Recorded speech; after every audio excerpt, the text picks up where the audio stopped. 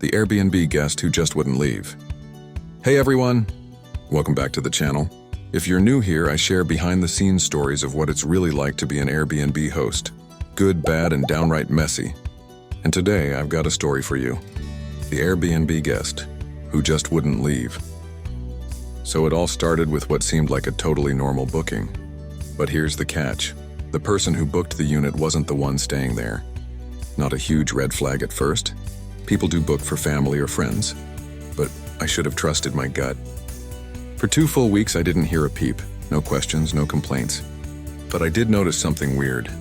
Every time I drove by, the place looked closed up. When I finally entered the unit after the stay, it was clear.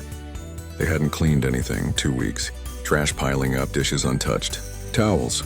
Let's not even talk about those. The night before. Then, just 24 hours before the reservation was supposed to end, I get a message. Not from the guest, from the person who booked it. They casually say, "Hey, just checking, everything good? I think we're extending the stay." No formal extension, no payment. Nothing. That's not how Airbnb works, my friend. But refusing to leave 2:15. So I contact the guest directly, and they say, "Oh yeah, I was told the booking's been extended. I'm not leaving." Like it was their cousin's timeshare or something. I tell them nicely, and there's been no extension, and they need to check out tomorrow. Fast forward to checkout day. Crickets. Overstay plus damage, 2:45. They finally leave 3 hours after checkout. No apology, no heads up. But wait, it gets better. The unit reeks of smoke, like full-on ashtray. Trash everywhere. Cigarette butts, grease on the stove, food left out. It looked like they tried to cook every meal from a camping cookbook and never cleaned once.